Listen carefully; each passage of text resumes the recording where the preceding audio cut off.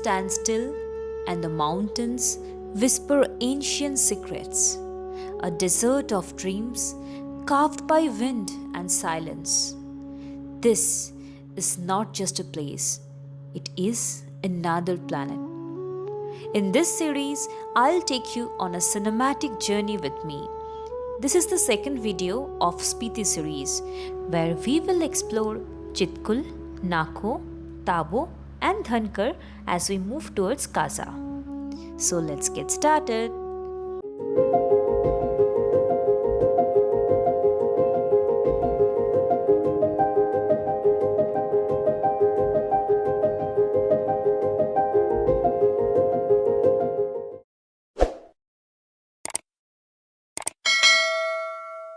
In my last video, we reached Narkanda and stayed there for a night. On day 5, we began our journey after having breakfast at the homestay. Our first stop was Padam Palace at Rampur, which was once the winter capital of Busha dynasty. There was a religion function going on, Srimad Bhagavad Katha, inside the palace during our visit. Special note, Rampur is one of the hottest places in Himachal during summer, so dress accordingly. We are at Rampur and trust me guys, it's really hot here, really hot. After Padam Palace, we grabbed a quick and simple lunch at a roadside dhaba. As we continued our journey along the Hindustan-Tibet highway, which is also called as NH5, towards Kinnor, the landscape started getting more and more breathtaking. We soon reached the Kinnor Gate, the official entrance of the valley. The naturally formed rock gate offers a picturesque entry. However, we found the spot to be quite crowded. As we moved on, the road turned both more scenic and more dangerous, known as one of the world's most treacherous roads. This stretch features sharp overhangs, steep cliffs, and sheer drops. Truly thrilling. Along the way, we shared some light moments, enjoying the adventure together. Now, time for a hidden gem. Before reaching Chitkul, we took a small detour to visit the Rakcham Meadows. Towards the Rakcham Meadows. So yeah, I can see it in front of me. You also have a look. Nestled between Sangla and Chitkul, Rakcham is one of the lesser known gems in Baspa Valley. Located above Rakcham village, these meadows are an ecological wonder, especially for nature lovers. After spending some peaceful time there, we finally headed towards Chitkul. By the time we arrived, it was already evening. We had booked Olgo camps but faced a small hiccup during check-in. Hi everyone, so we have just reached Chitkul and there is a small problem of our booking. So we have booked through Travelling Horn and looks like they have not booked all the tents. So we are supposed to stay in a tent today, but all the tents are not booked. We are 4 couples and only 3 tents are booked. So we are trying to figure it out. So let's see.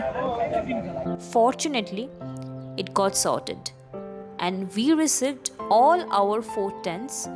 They were clean and in good condition. And just like that, day 5 came to an end. Good morning from Chitkul. So we were staying in a river camp in Chitkul and it was a cloudy morning actually. Yesterday night also it was raining and now it is a little bit less, but it's still raining. So let us see what is it for us, and I can show you all the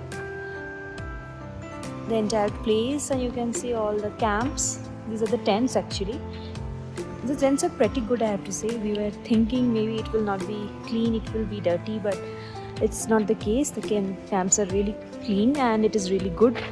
We began our day 6 by soaking in the magical beauty of Chitkul, a village unlike any other, with its awe-inspiring landscapes, snow-capped mountain views, and the serene Baspa river flowing beside. It is also the last inhabited village near the Indo-Tibetan border. The day was misty with light rainfall, making the landscape even more dreamy. After breakfast, we continued our journey. We crossed Rikongpio, the headquarters of Kinnauр district, and our first stop was Kalpa Monastery, a serene and sacred site. Unfortunately, due to the rain, we couldn't get a clear glimpse of Kinnaur Kailash. Next was the Suicide Point, a dangerously narrow and landslide-prone area. As we drove further, we stopped at few viewpoints and unnamed waterfalls to click pictures and simply to take in the views.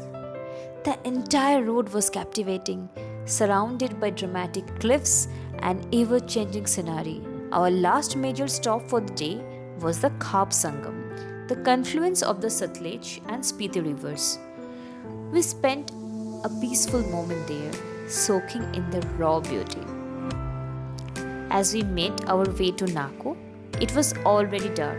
We were lucky enough to spot a mountain fox, but couldn't capture it due to low light. We stayed at Hotel Rio Purgil. However, we faced another booking issue. One room was so small, there wasn't enough space to open a suitcase. So we adjusted in 3 rooms and left one unused. And that wrapped up our day 6. Good morning from Nako. So we have finally entered into Spiti Valley from yesterday night, and now we will be leaving Nako and will be moving towards Kaza, where our stay is for 2 nights, and then finally we'll move to Chandratar. So far in the morning the weather is good. Not sure what is coming next, but hopefully the cloud is getting clear more and more as we move towards the Chandratal. So thank you. Our day 7 started with a beautiful morning view from the balcony. After a quick visit to the nearby Nako lake, we resumed our journey towards Kaza. As we moved ahead, the weather cleared up and the landscape transformed dramatically. One thing I truly believe about the mountains, it's not just about the destination, it's about the journey, the people, and the hidden spots in between that steal your breath away. Spiti is full of those, so do not miss any of them. Our first stop was Gyu Monastery, located around 35 kilometers from Tabo and close to the Indo-Tibetan border, surrounded by rugged mountains. An interesting fact, because of its proximity to China, your iPhone might switch to Chinese time here. The Indian time is 10:10 and my phone is showing 12:40, which is a Chinese time. That's crazy. This monastery is famous for housing the 500-year-old mummy of Sangha Tenzin, a Buddhist monk believed to have self-mummified through deep meditation and starvation. The natural mummification process is incredibly rare. Only 30 such mummies have been found, mostly in Japan. The Gyu mummy is remarkably well preserved, with skin and hair still intact. Next, we visited the ancient Tabo monastery. Founded in 996 AD, one of the oldest functioning monasteries in India. Often referred to as the Ajanta of the Himalayas, it is a UNESCO World Heritage Site, known for its stunning frescoes, sculptures, and Buddha statues, a true gem of Indian spiritual heritage. So, if you look closely in the mountainside to the backside of the new monastery buildings, you can see a series of caves, right? I think there are about probably 12 caves. So the monks will actually spend sometimes close to 1 month there meditating, and during that time they will master a lot of control over their body from meditation and yoga practices which they have mastered, and they will only survive on nuts and very less water. After soaking in the monstrous vibe, we grabbed some Pahado Valley Maggie and brownies for lunch. As we drove ahead, we were once again mesmerized by the surreal confluence of Spiti and Pin rivers, a visual treat for everyone. Our next stop was the Dhankar monastery, perched dramatically on the cliffside. It offers panoramic view of the valley below and famous for its stunning location, ancient architecture and spiritual energy.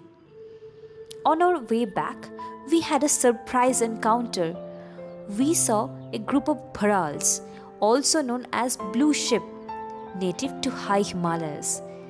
It completely made our day. We had originally planned to visit Pin Valley, but locals advised against it due to the recent bad road condition, so we turned back from the entrance. Finally, we reached Kaza, where we had booked a mud house stay for 2 nights, a unique and charming experience in itself. This is the mud house that we are staying, and you can see the wall here. Because of this kind of wall, it can retain the heat during the heavy winter. The temperature goes down to -40 as well.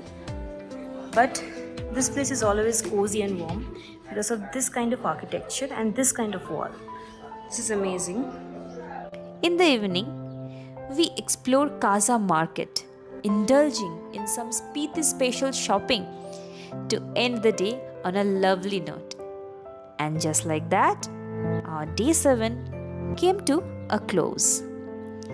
So that's it for my Spiti series video 2. From this point onwards, our journey is going to get more and more exciting.